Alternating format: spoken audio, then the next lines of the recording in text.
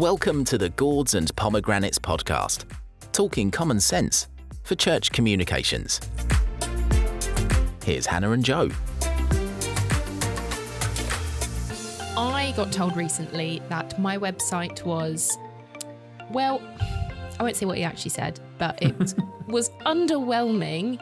They weren't quite sure exactly what I did, and it did make me have a think that actually, to be honest, I've not given it a lot of attention lately, and it isn't reflective necessarily of the work that I'm currently doing and where I am professionally, even though where I am ministerially, I suppose. No, that's probably not the right word either, but it's not reflective of who I am right now. So having recently done our website episode, I am already starting to put some of the things that you've said, and it wasn't, you were talking about church stuff, but actually there was so much that I was like, oh, that's really useful. Like thinking about, is things up to date? No, I did have a photo from 5 years ago. It's not so much the colours changed. Actually, the colour's kind of the same at the moment. It's just that the length has changed. But actually easy to find information, Is of your hair, you mean? Yeah. Yes. Though, to be honest, it might change tomorrow. I might have blue hair tomorrow or something, and then it would be different. So I think it should be a roving... I know we said you don't like the banners, but it will just be all my different haircuts. That's probably the easiest way. I think you're just describing a live webcam. Yeah, just today's look is this. But, the fact more was that it was a 5-year-old photo. Yeah. Easy to find information like email, even though actually it was, is easy enough to find, but actually how do people get in touch with me?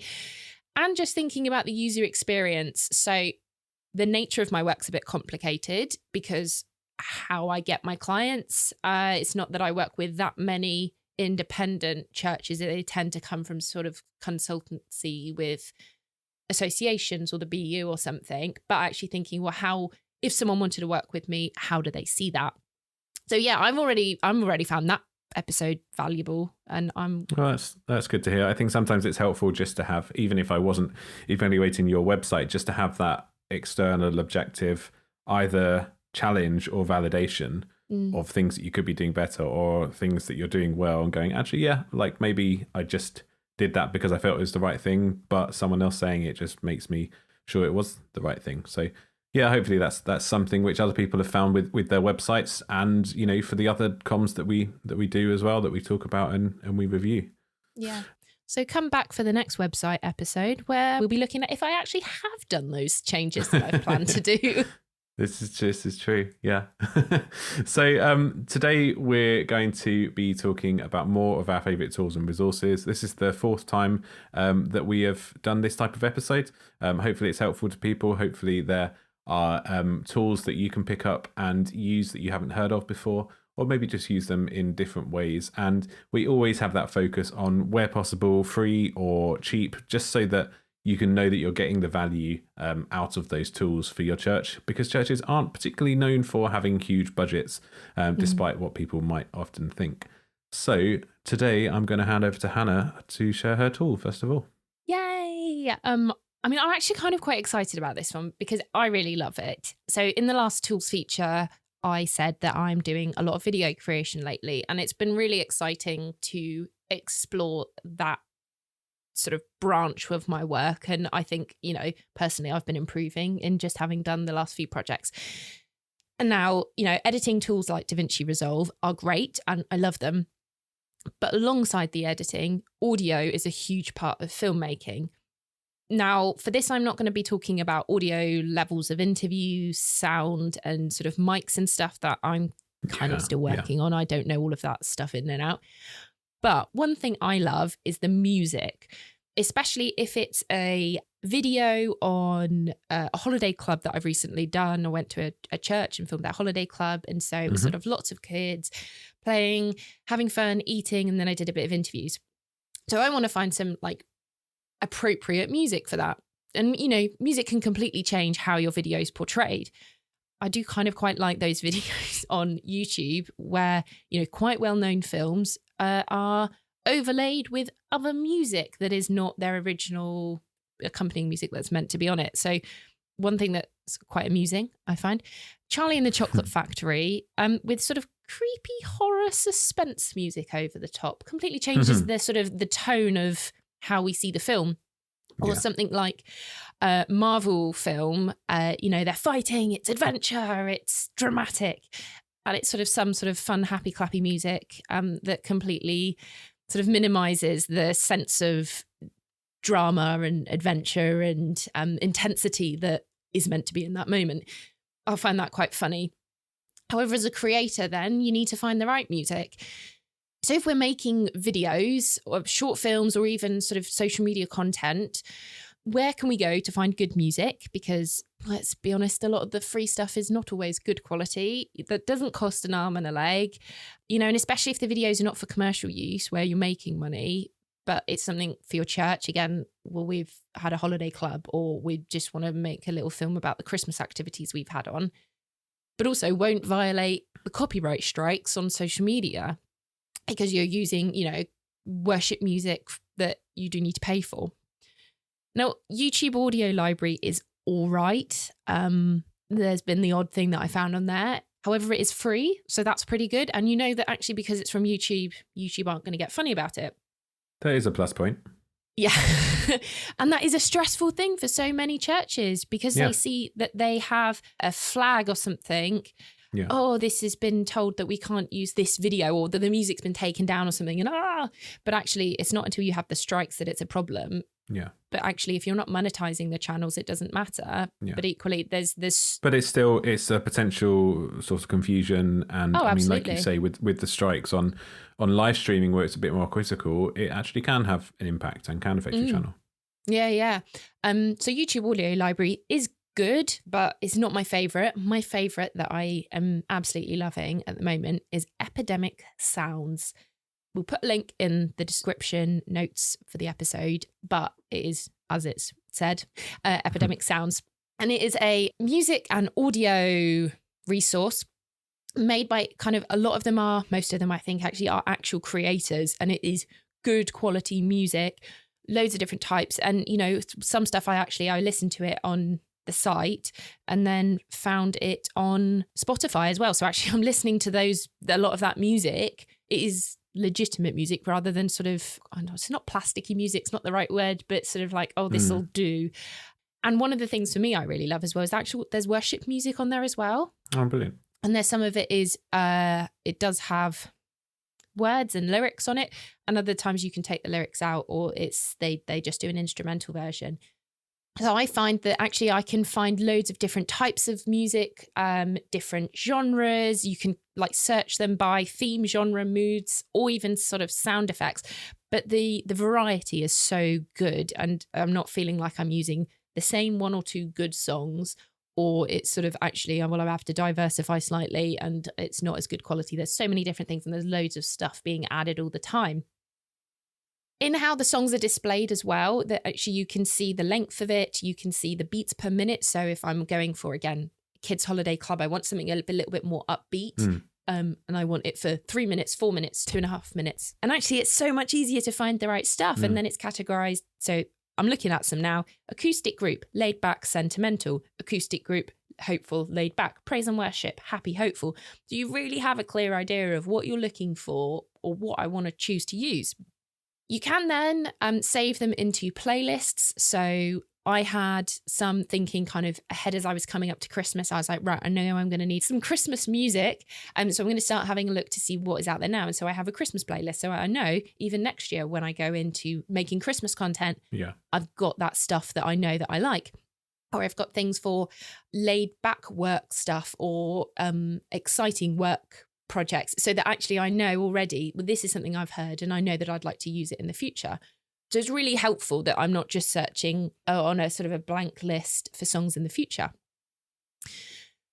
Then when you download them, you can download full mix or just instrument or melody. So if you hear a song and it's got vocals over the top, that actually if you don't want the vocals because you've got a lot of talking happening as well, you can take that out. And it just, your choices of download options is brilliant. That's really good. So you can download the stems. And I think that's what I found in the past is it's really helpful to have a full mix as well as the instrumental version, that doesn't mean you have to use one or the other. You can cut or fade between them. So it might be that for the intro outro of the video, you want to have some vocals on it to sort of introduce the idea. And then when a voiceover comes in or someone else starts talking, you can fade to that instrumental version and not have it being distracting from what's being said. Yeah, definitely. For some other places where you can get audio from, you just don't have that option. And so actually you're limited in what you can end up creating. So I just know that I can find something in there. Yeah. I mean, it takes a bit of time sometimes because I get distracted listening to anything and everything, but I just find it so much. I come away going, oh, I've got 3 song options rather than just one that I've kind of scraped the barrel with. Now, the kind of tricky thing for churches, especially as we're trying to offer sort of as free options as possible, this does not have a free version. Controversial. You do have to pay for it. It is £10 a month, which I know is still, that's £120 a year. That is still a chunk of budget. And it's easy for me to say because it's my work. So I'm getting paid for the videos I make and I can kind of offset those costs. So for me, it does make sense. But if you know you're going to be creating a lot, or you know that you really like to, offer this as a resource for comms ministry, I do think it's worth it because it just levels up your content. And actually, audio within film is like the most important things. It doesn't matter if you can't see as well or if the quality of visual isn't as good, if the audio is terrible. And that's the same for just someone speaking. I think music is then really important as well. So you do have to pay for it, but I really do believe that it's worth it. Yeah, and if I'm all for hiring professionals to do jobs which require that professionalism, but actually if you've not got the budget to hire a musician, we have musicians in our church. Can they create something of a standard that we really want to put it out on video? Probably not, if we're honest. And so if we haven't then got the budget to hire a musician, £120 over the year is realistic, albeit, not free. No. So yeah, as you say, if it's something you're going to be using a lot and making the most of it, then it's probably worth the money. So it's not one of those kind of vital, essential tools, but I think it levels up anything where you need music. So I would say, don't be put off by the fact that you do have to pay. Go and check it out and see what it's like, because I truly believe it's worth it and it will really encourage you wanting to make more films. Yeah.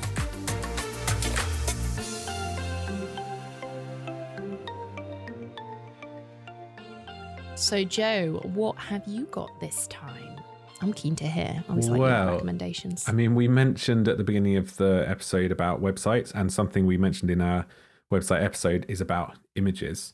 So I'm going to go through a very quick step-by-step guide on exporting images for websites using 2 tools. One's called Squoosh, which is fun to say, and the other one is called ImageOptim. They're both really easy to use tools, but which one you need will depend on your process for sort of the rest of it. So I'll go through both. Just to remind on why this is important, file size is a really big thing in terms of websites and images. If you're producing print content, it's not important. You just want the best quality possible.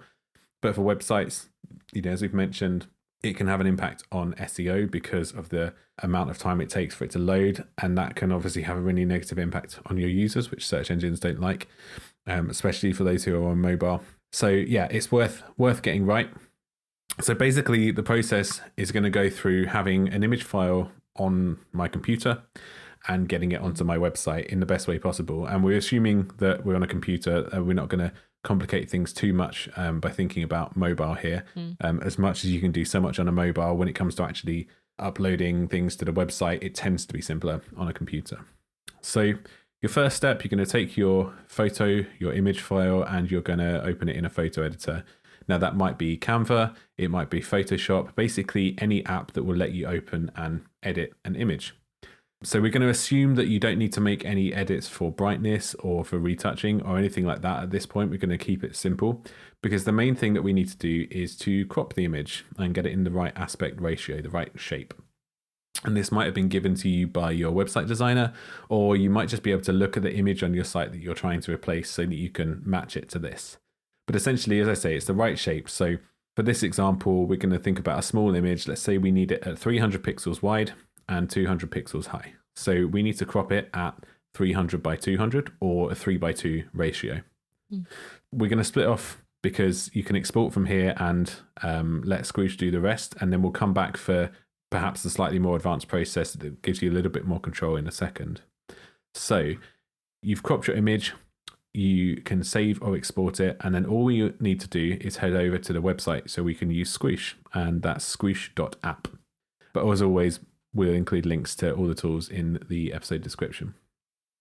And then you can drag and drop the image you exported into Squoosh. If you're listening along right now and you don't have an image to work on, then if you just go to squoosh.app, there are some examples on the homepage that you can use to have a play around. I always like the little red panda. So with your image dropped into Squoosh, what it will do is it will give you a preview with the original on the left-hand side and then the new smaller version on the right-hand side. And also on the right-hand side, you'll find all the settings. So this is what we need to take a look at. And there's two things that we need to do here. So assuming that you cropped your image in your image editor, but you didn't actually resize it, the first thing we need to do is tick the resize box in Squoosh and then put in the width. So we'll put in 300 pixels for the width. And because we've already got it at the correct ratio, that will mean that the height is automatically set to 200 pixels. And then we're going to move slightly down the settings into the compress tab. And all we're going to do here is move the quality slider down to 50%. Now at this point, as I say, there's a preview on the screen of the original and the resized compressed version. And you might be a bit worried that the preview is looking really blurry. Especially if you've got a really big image that's, say, 5,000 pixels and you've now resized it down to 300. But remember, this is really zoomed in. So if you change the zoom level at the bottom of the screen so that it's closer to actually being 300 pixels, the chances are you're not going to notice any difference between the two. So you've resized the image, you've compressed it. Now all you need to do is click the blue download button and the file will be saved to your computer, ready for you to add it to your website. And that's it, done and resized. But as you download it, notice just to the left of that download button that it gives you a percentage of how much you've saved, the reduction in your file size. It will show you your new file size as well. And the chances are it's quite a big saving. So with a standard photo taken on a smartphone these days, it's probably anywhere between 3 and 10 megabytes. But we're now probably looking closer to just a handful of kilobytes. For the image that I use as an example, at 300 pixels wide, you could probably get it as low as 10 or 20 kilobytes, which is really small. But admittedly, that is very small, 300 pixels wide image. So if it were a bigger size that you needed it to be bigger on your website, it's going to be more. And that exact file size will change, and it will depend not only on the width you need, but also what's in the image. So it's hard to give an exact figure, but as a rough guide, hopefully most of your images can be sort of a maximum of half a meg or like 500, 600 kilobytes. So that's the process with Squoosh. For me, I use Photoshop for editing my images. So what I'll do is I will resize in Photoshop after I've cropped it and set it to that size, so that's the resize tab in Squoosh. And then when I export it, I'll export it at around 50% quality anyway, which is sort of the compression stage. But that's also where you can be more granular. So you can change that depending on the quality of the image, which in fairness, you can do in Squoosh as well. So if you need it to be a higher quality image, maybe if it's the first thing people see on your homepage, you might be able to go a little bit higher. Or if it's something which isn't very detailed, you might be able to get a little bit lower.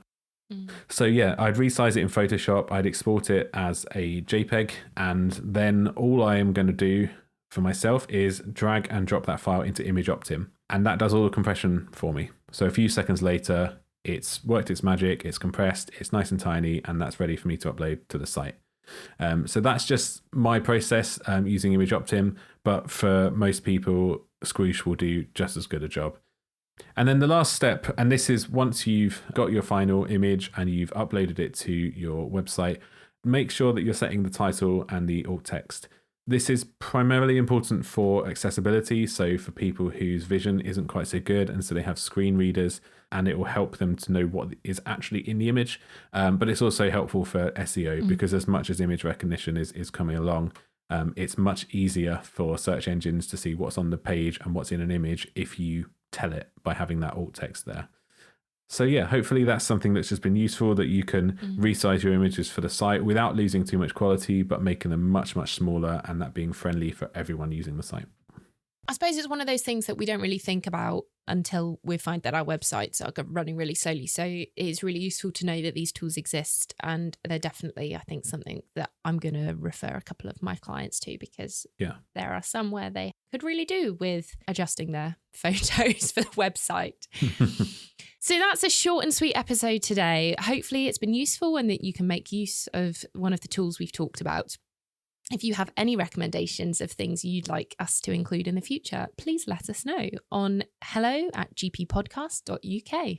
Yeah, and somehow we have almost made it to the end of our second series. Woo! So come back next week and we will have our series finale. Yay!